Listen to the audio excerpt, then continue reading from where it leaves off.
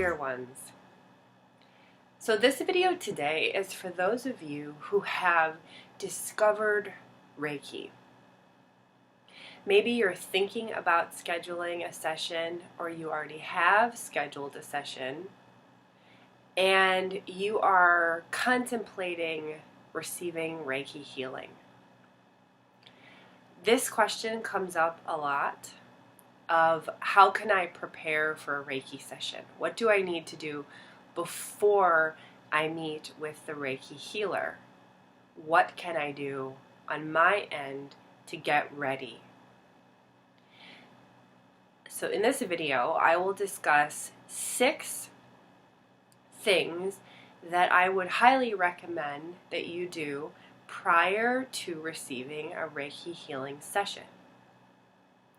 Okay, so the first thing that you can do is when you're scheduling the session, so when you're communicating with the practitioner and trying to set up a date that works for both of you, I think it's really important to be mindful of your potential stress level on whatever day you're selecting.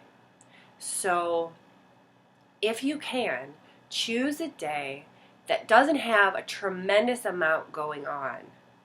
So, those days where you're like, your to-do list is very long and you have to do things back to back to back. You're kind of like rushing from thing to thing.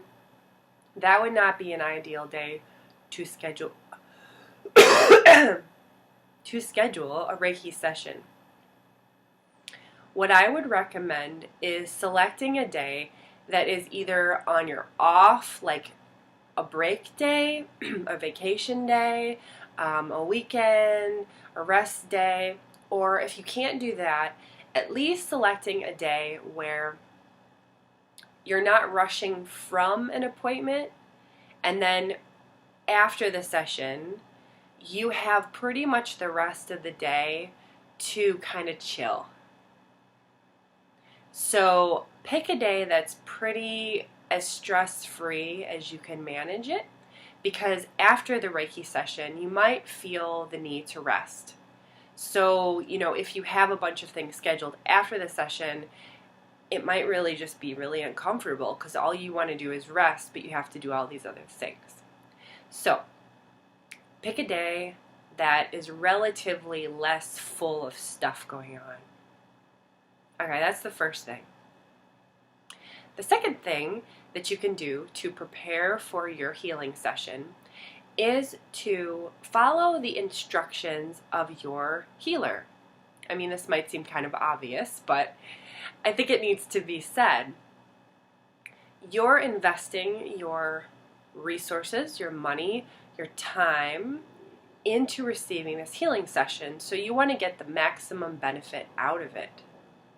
So each Reiki practitioner has different suggestions or guidelines that they will offer, and some go into more detail than others. But you want to check when you make the appointment, you can ask them, is there anything that you'd like me to do? And some will be, very specific, and some will just say, no, just show up, So it all depends on your specific practitioner. Every Reiki practitioner is different. For me, for example, when you schedule a session with me, what I'll do is I will send you what I call my new client intake form, and it's basically a questionnaire of about 7 or 8 questions that you can fill out previous to us meeting. So you can type out the answers in like this Microsoft Word document, and then you can email it to me a few days previous to when we meet, so that I can sit with the information and just let it permeate and soak into my being. And this will help me to help you, because I have a better understanding of where you're coming from and what you're seeking in the session. So I will ask you, what are you looking for? What are you looking to experience? What are you looking to heal? That way, if I have all this wonderful written information, when you step through the door on the day of the session, I'm really ready for you. I'm really ready for you. I've had enough time to sit with your issues and concerns and, your unique personality that I've read shining through your words. I really, really love setting up sessions this way. So this is what I specifically ask clients to do. I also do say, for me specifically, that if for some reason you can't fill out that form in advance of our session, because sometimes people do have crises that pop up at the last minute, and I will see people in a relatively short span of time. Like sometimes I even book on the same day.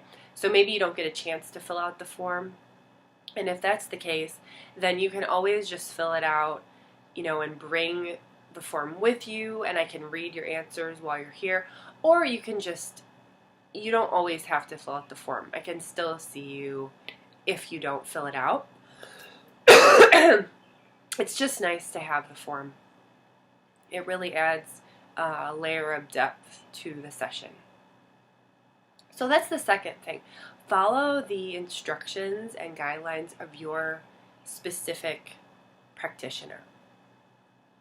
The third thing that you can do to prepare for your Reiki session is begin the moment you schedule the session to begin to drink lots and lots of extra water than you normally would drink. So whatever you normally drink, I would advise that you try to double that amount. So why? Well, Reiki and water, as I like to say, are best friends. They go together like PB and J or the birds and the bees. They're friends. When you receive a Reiki session, what's happening is your whole system, your whole being is being upgraded. Like a computer, it's being upgraded. Well, every time your being gets upgraded, the amount of water that your being will require to maintain that state goes up. So it's true that if you ask someone how much water they drink, it will typically correspond to their level of health. The people that drink the most amount of water, that make it a point to have water throughout the day, those people tend to be very healthy. The people that don't drink a lot of water, that are drinking a lot of soda and drinks that actually dehydrate you and rob the body of water, such as coffee and tea and sugary drinks like that, those people tend to have a lot of health problems. So as soon as you book your session, just become more mindful of how much water you're drinking and aim to increase it. Double it if you can.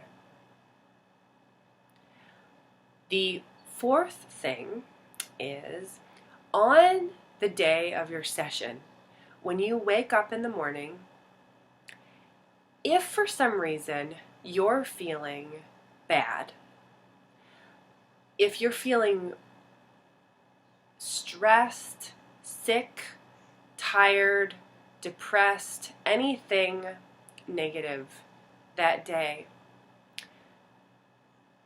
that's actually okay. And I would still recommend that you come to your session. I've seen this so many times where a client will schedule a session with me and then they'll cancel it at the last minute because they wake up sick, or they wake up just feeling out of sorts in some way, or maybe they didn't get a good night of sleep. This is actually counterproductive because, in truth, when you're not feeling well, that's a really great time to see a healer. Just kind of like the idea of when you go see a doctor, you're not going to be shiny, happy, feeling great. You're probably unless you're getting like a yearly physical or something like that, you're probably going to feel kind of crappy, because that's why you're going to the doctor. It's the same with a Reiki session. You don't have to feel sparkly and shiny when you go to see a Reiki practitioner. In fact, you probably won't. When you schedule the session and when you make a commitment to yourself and the universe that this is indeed what you're going to do, you're going to get a Reiki healing session, what tends to happen is that as soon as you book that session, the healing begins. So it often actually happens that deep issues, challenges, subconscious feelings, repressed emotions, they actually start to seep upward once that session has been scheduled, because the healing begins the moment you make that commitment to yourself that you are ready for healing. So don't freak out if you're feeling crappy the day of your session. I would say, go ahead and keep that appointment with your healer. It's actually the perfect time to see them. Okay, so the fifth thing that you can do to prepare is wear comfortable clothing. Wear clothing that is loose, that is especially loose around the middle, around your waist, so that you can breathe easily and deeply.